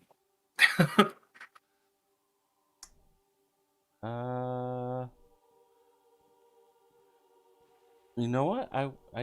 I will sink all 3 into this. Okay, so it'd be a 14, Yes. or a 12, Or a 13. Or 14, or a 13. Okay, so depending on which one. in history, Yeah. you can't think of any circumstances where that has come up. That particular question. Okay. As far as, because we had to do history, Arcana, and insight. and insight. Insight Was the your higher other one? Yeah. Okay, insight was the highest. Yeah, insight was the 14. History and arcana were the 13. Okay, magic wise, you know that your master did a lot of experimentation. You don't know if he experimented with that specifically because these are not super common creatures, and Right. people don't like to experiment with them because they are so dangerous. Yes. Yeah. As far as insight goes, you think it would work, but you'd want to you would have to test it until you learn more about vampires. do you think it would work? You just don't have enough confidence to necessarily say Yes. 100%. It could be a Onyx shot in would the be dark. like it's kind of like you're like 50% sure, like you're 90% sure that this parachute will work, but there's that 10% where I'm gonna fall to my death. Yes. Yeah, and so there is that you're like, if the situation comes up, cool, but you'd be wary about walking into that situation. Would you direct me to the door so I might look at him while I pray? Yes. Graves this will way. say what I was trying to say while I was muted as well. Yes. So Graves will be like, yes, I'm willing to attempt a prayer for your son and to speak at the abbot, but if those are unsuccessful and we find that there is no saving your son, then I do worry that my oath does require me to act in a way that you may not like. And you But I will am do willing what to give you you must, and I will do what I must. I hope for your sake then that something was able to come before that, but I do have my doubts. Okay. Sway the gods. Graves, you walk up to this trapdoor. You peek through the crack, and that's where we're going to take a bio break. Aha. I think you mean Conerith, though. Or Conerith, yes. Conerith, you peek through the crack, and we're going to take a bio break there. All right. It's good conversation, so I didn't want to interrupt it because it's always hard coming back in the middle of conversation. Yeah. All right, so we will be right back, stream. Yeah.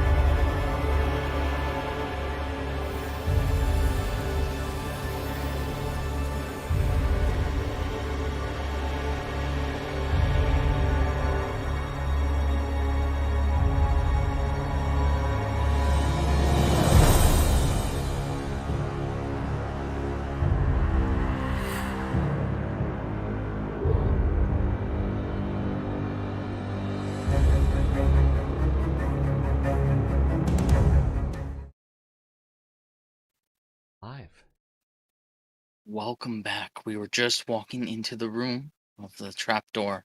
You guys hear the sounds of Doru coming up from below in the undercroft. Time and neglect have punched holes in the ceiling of this moldy room, which contains a few broken roof shingles amid puddles of water in one corner, and set into the floor is a heavy wooden trapdoor held shut with a chain and padlock. The young man's screams of anguish can be heard through the door. Konareth, you have put your eye against there. Let me. Graves does plan to kneel down as well and get a slight peek through so that he can use Eyes of the Grave. Okay. I think This I is would, below. I would cast guidance on Konereth. Okay.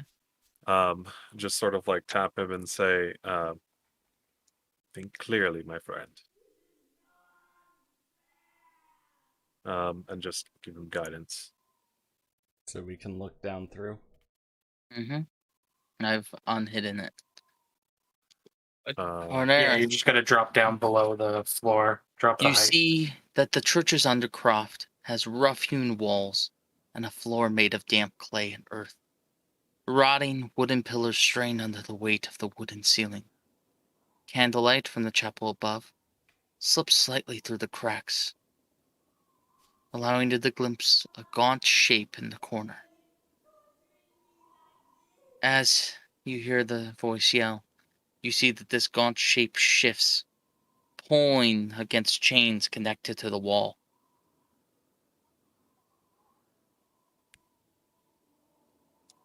With your, you have improved dark vision, don't you?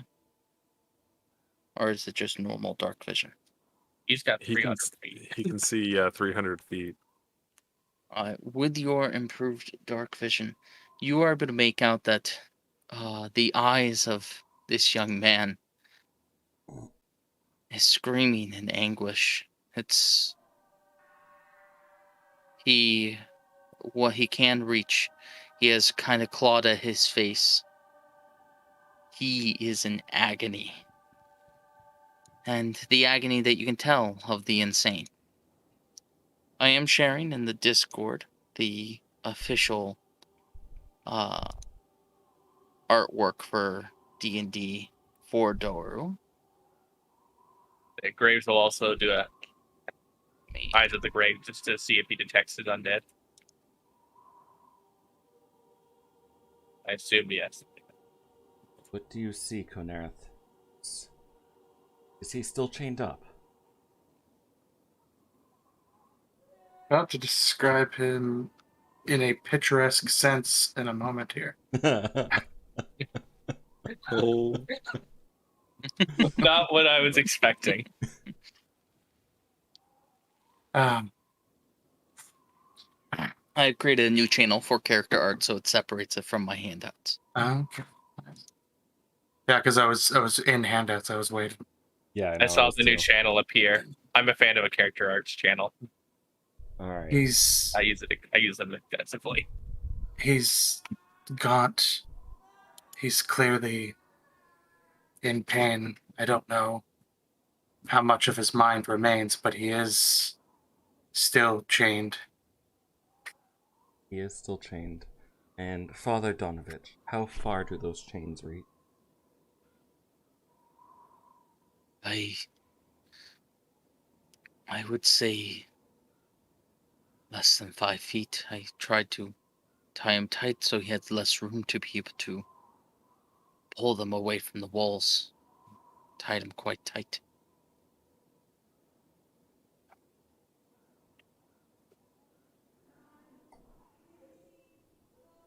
Well, let us begin our prayers. I would like to go down.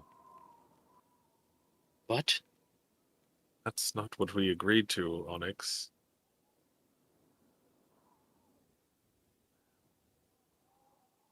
I give you my word that unless he becomes unchained and attacks me, will do no harm your son.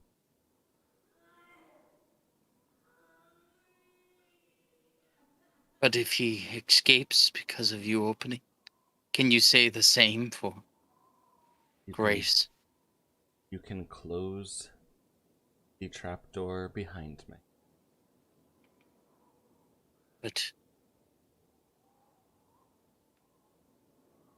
I would say I won't enter if that's what you wish, Onyx.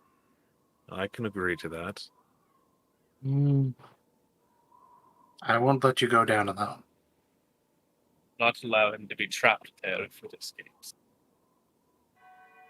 I've also sworn on my God that I would not harm him. I didn't give any conditions for that. I've sworn that he will not be harmed unless he attacks and poses significant threat. You need not fear my descent, but I won't let my friend go down alone. And I still desire to pray for him by laying hands upon him if I can, if his arms aren't free. this was not what we had agreed to. Listen, I already said that the oath of your gods would override the oaths that you made to me. Onerith, Would you prefer? Oh, I'm sorry. I'm sorry. I'm just. We should not risk this. You say you want to lay hands on him, yet you know that he is dangerous. And Graves here has stated that if he attacks you, he will murder him. I At least see a attempt. lose-lose situation. We must maintain our distance. I agree with Herbert. I am more along those lines as well. Konereth, would it appease you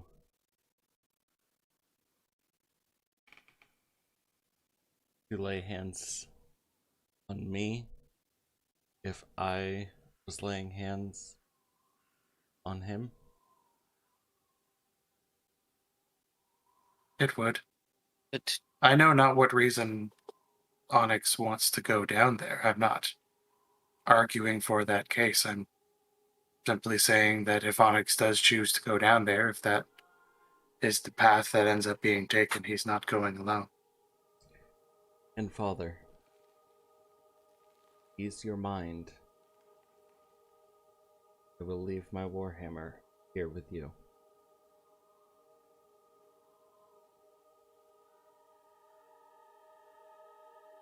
I have your word. Have my word. Only way that I will attack is if he becomes unchained. Whether he lashes out at me is fine as long as he remains chained. I have no want to unchain your son in this condition, so I will not be looking to get him unchained to make us fight him.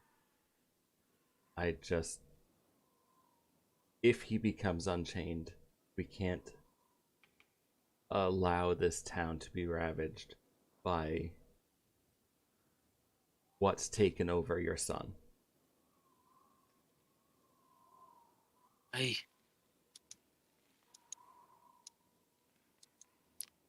you roll me a persuasion check? Of course.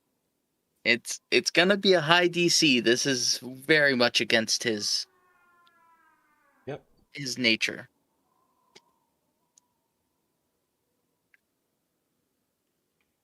I would like to guide myself.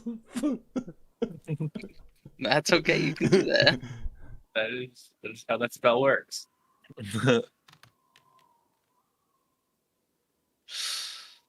Ooh. And a D4 for guidance, right? Yep. Do you have any plus? I do. Ooh. That's a 20 plus 1 for my persuasion, so 21. That's pretty good. Ooh.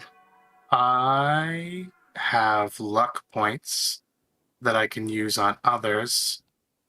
I'm going to bump that up to a 25 even. Ooh. And so that's 2-to-1 ratio. If you're using it on So another is the- person's rolls. Yeah, it's I can still do that.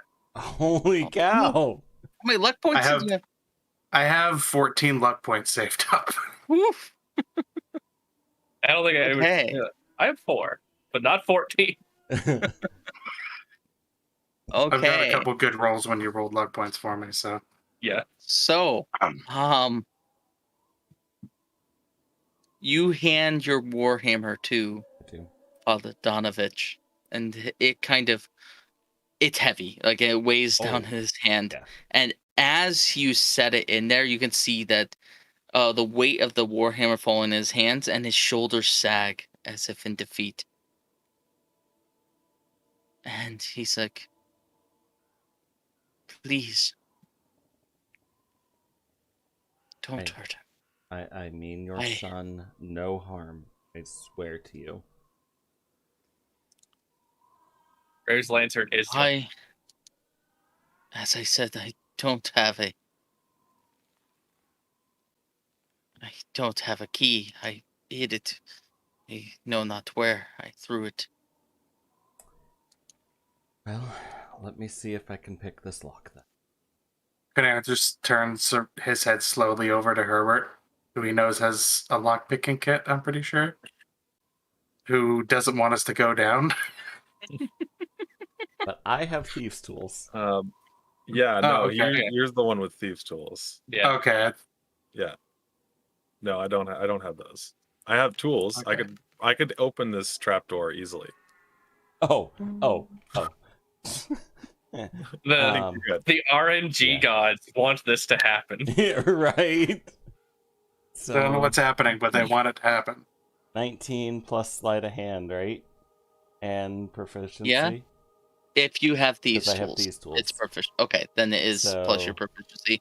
Are you proficient with these tools? I am. Cool. Yeah, it's then I believe Dex and proficiency. Dex and proficiency. Same thing. Sleight of hand. Yeah. So, so yeah. 19, so that's a 23 to pick this lock. Hey, it's not a super high security lock. And you can see Donovich is kind of holding his breath, and when the click of the lock goes, he kind of releases it, and almost as if he was hoping that you were going to be unsuccessful. And as Onyx is opening the door, Conareth just kind of stands a little bit in front of him, even though he knows he's chained up, just to kind of take a reflexive defensive stance. As you guys go to step down through, Herbert would sort of stand up and say, promise me that you won't murder this man's son. Promise. I would like you guys to give me about a minute for me to see if I'm correct. And if I'm not correct, we can come back up and we will not go down. If I'm correct, then you guys may follow me. I mean, is there any chance you could fill us in on what you need to figure More out? 'Cause dramatic if he doesn't. All right. But I am- no. Drama. I am not like you. I am made of metal. And Can't be turned. and other things. I am not sure that I would be what he'd be looking for to attack. Very Some well, but very dramatic music at that moment. Very loud Was too it? compared to what had been playing. So, by theory, is not only that if he bites me, I will not get turned, but that by going down, he may not even want to attack me, because I do not have what he's looking for. Very well. If that's all you intend to ascertain, then I suppose it could be worth finding out. I will hop on down. Ah! I literally hopped on down. Okay. Oh, oops.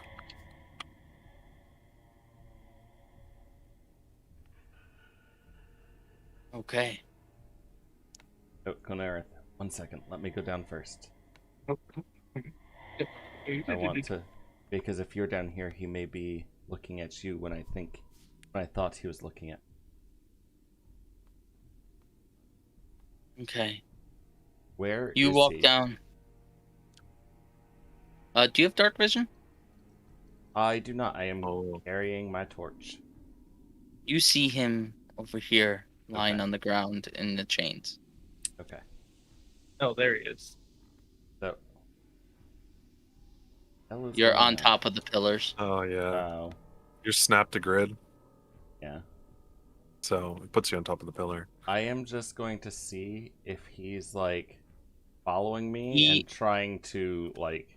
He is following you, but because you'd I'm sure He's going like watching me, but is he like as struggling to get to me? he is struggling against his chains very hard, and he's like, and he's manic, almost. And he's like, he is speaking like so quick it's almost gibberish, like he is not making even full sentences. He's like, I smell blood. Come here. And he is banging against his chains.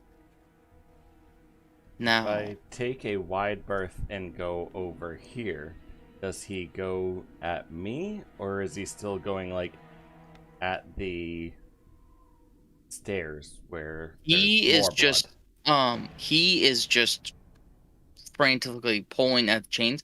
He's not really going towards anything. You can tell he's trying to pull the chains away from the wall. I was gonna say, how do the chains look? That's what I'm kind of eyeballing Yeah. right now. Roll me a perception check. All right. Graves is also standing at the ready top of the stairs, and I did state earlier I used path or my eyes of the grave. I'm just gonna assume that he was probably undead at this point. I don't know, man. Oh yes, you did sense undead. Sorry, I forgot to Okay. tell you that. Okay, I got a big 5. I don't know. Okay. I know nothing. I don't really know much about chains. It's not my thing. You can at least tell that they are rusted. Now as he's pulling,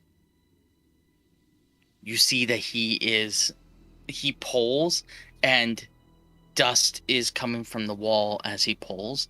He is manic. And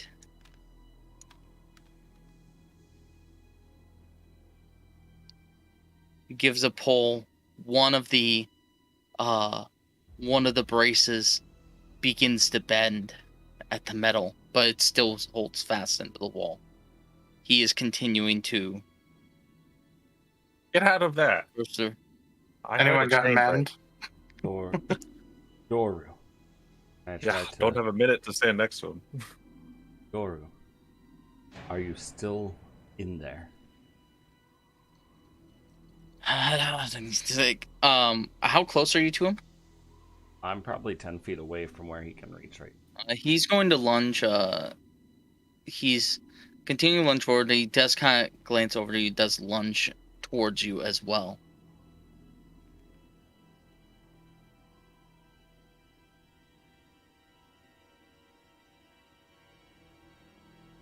So long, so hungry, and he Again, he is going to pull like against the chains.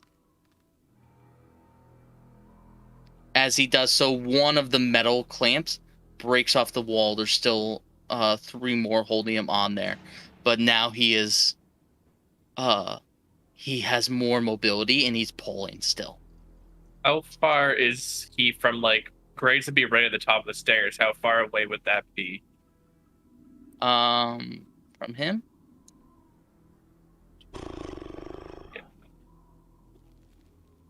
About 50 feet. Okay. How far is Turn Undead? It's not telling me on D&D Beyond. 30 feet. Yeah. Graves might step down part way so that he's 20 feet. As Or you 30 go to feet from him. step, Donovich puts his hand out. He's like, no. It's No already intention of agitated attack. enough. I simply intend to turn him so that he does not attempt to escape, Burn him. rather hides in the wall. Every step we take towards this creature is antagonistic. We should I retreat agree. right now. I do think that is wise. I quickly bow my head and pray to Akadi. For the first time in a little bit. Roll me a Everything. religion check. Can I, at seeing him kneel and begin to pray, Konerith would do the same where he stands. Okay. Roll me a religion check. That is a 13 for me. Okay. And so all I do, I kneel, or I bow my head real quick, and I'm just, Akadi, I don't know if it's your will for us to save this poor child of the father here. But I just ask that you help us calm him down so that maybe we can speak to him. Maybe I can understand what you want us to do. Just we need some time, and we cannot let what's befallen this person to get to the rest of the town. It would not be fair to them. As you pray this, Doru again tries to pull. You're praying this, and you feel, even though you're in this dark, dank undercroft, a gust of wind kind of pour in from upstairs. Graves, you would feel it pass by you as if a door had been opened behind you. A gust of wind blowing past it blows your robes around. It passes by Konerith. Wind coalesces around you. And as Doru pushes towards you, he looks like he's getting a very good run. This gust of wind hits him and pushes him back, and he's unable to get his footing correctly, and he falls. But he is even angrier than before, and he is continuing to push. I got a 14 as well. Don't know if that applies after that. And what were you praying for? Konerith would kneel down and the same kind of bows head and Goddess, Night Mother,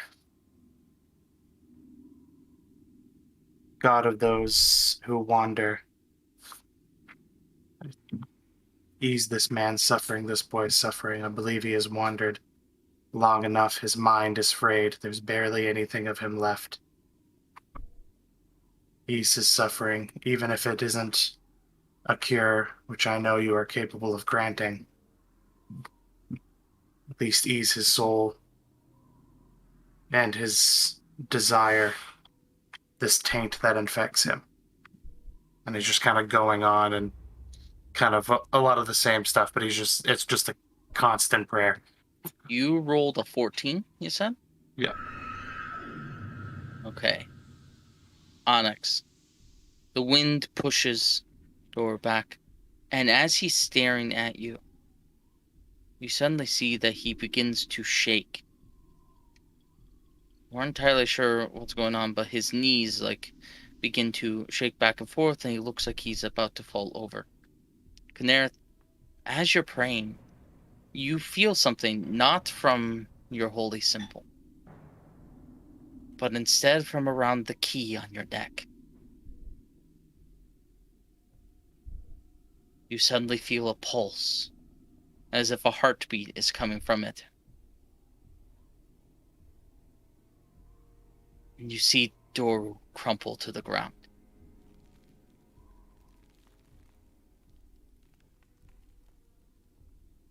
At this, Konerith would continue his prayers, but I guess just kind of grab hold of what's working and grab the key around his neck and continue with like a greater fervor at any sign that anything's working. He's Okay. feeding into it. Seeing Oh. Doru collapse down, no longer fighting, I'm going to gently call up the stairs. Graves, Herbert, hey, come down now. And because seeing him collapse, I mean, that's technically what I prayed for. I'm going to take another step forward and continue my prayers. Okay? You would see as you're walking towards him that his chest is moving up and down. He is not dead. It appears that he has been struck with sleep. Konarth, you are continuing to pray.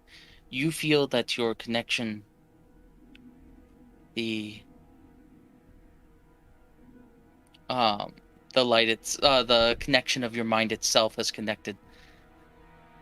You also can see, as Onyx moves closer, that Doru is not dead, that you did not kill him. That it appears that he is sleeping. I do need you to roll me a perception check, though.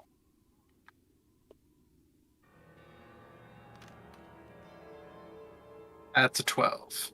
Really middle of the road rolls for me today. You currently are focused so much upon Doru and this key, you don't really notice too much else.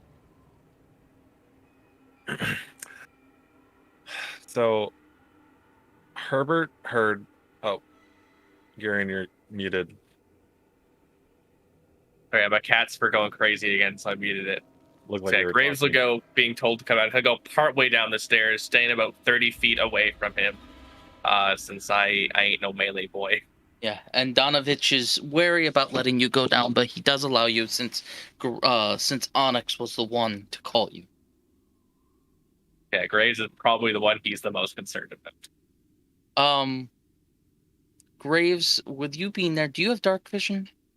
No, only Konerith does. I didn't know if Cornerith had granted it. Sorry. Yeah, but I think Onyx does have a torch. I have my torch, so Yeah. he'd be able to see Oh, over okay, to cool. me. Can you roll me a perception check as well? I sure can. Let me just see what my bonus is. Do I need to roll a perception check? No, you're kind of focused upon Doru at this point. Okay, yes. 100% I That's a 20. I would like to add that I heard the chain snap, and I am praying to God that the rest of the chains hold, and maybe he fixes the other one. But he feels like a big bag of bait for whatever's that's down there. Yeah, So he Graves. doesn't Graves is really want permanently to go just down. like militant. He's like Graves, like I'm ready for whatever happens. Yeah. But I got So a 20. Graves, you are Herbert, you are praying up there, but you don't get the same type of connection that Onyx and Conereth received. Hmm. You aren't sure, but there's something that caused them to be viewed more. You aren't gaining a sense of like your God turning his eye, God turning his eye upon you. That other entity that you had also heard from. You don't get any sense from that Hmm. Okay. being in this chapel. You do feel the gust of wind go by you, but you don't believe that was Gond, Yeah. nor do you know what it was. Graves, with a 20, you see Konarth's shadow. But it's not standing in the same position he is. Eyes of the Grave once more. Okay. Go ahead and use it. Yep. Eyes of the Grave. You sense one undead in the room. All right. So it's not another undead, but Graves You will. sense it right here. Graves will definitely note that the shadow is not matching Conereth. And he is going to kind of like rapidly kind of like switching his gaze from like the shadow at Conereth and the vampire, like rapidly looking back and forth, trying to keep an eye on both.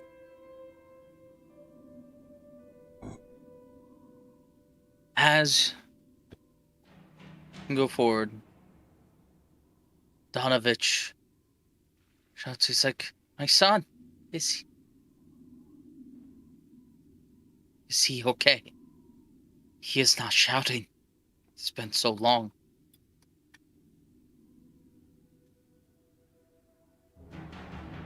Conereth's too focused on his prayers. As I think at this point, because the other focused really heavily on the vampire, Graves is going to go somewhat against his instincts and rely on the others to reactions if anything happens at the vampire, and basically just solely focus on Conereth's shadow. Which might be kind of obvious if anyone looks at Graves. He is not looking at this vampire. He is looking at Conereth. Onyx is looking down at Doru. Is he still pasty white? Yes. Okay. So my prayers would then change from, calming him to thank you, Akadi.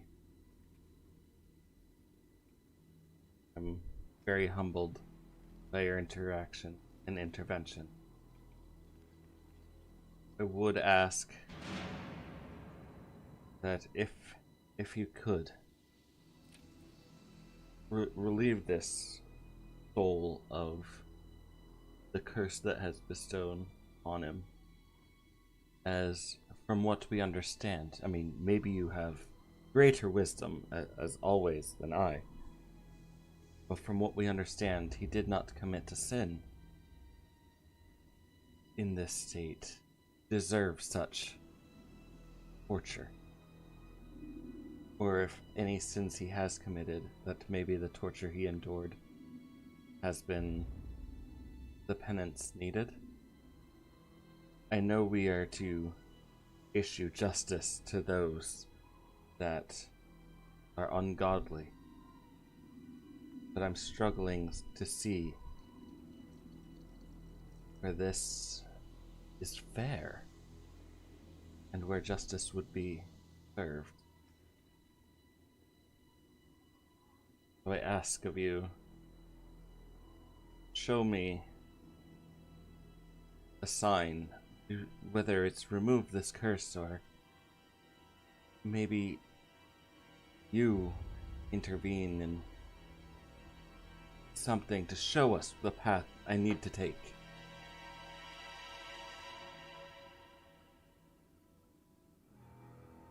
Roll me another religion check.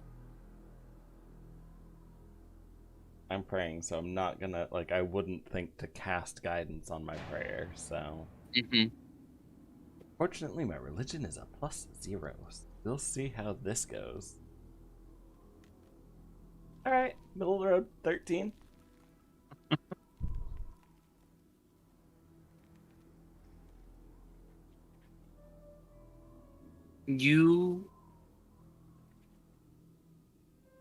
Let's see. Want to double check that I have it correct. And I probably, because that was the whole point of this, he's now sleeping, I probably would have barely been brushing my hand on his head. Like, just ever so slightly making that contact.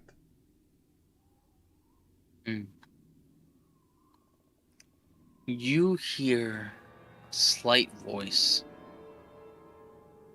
And it appears like it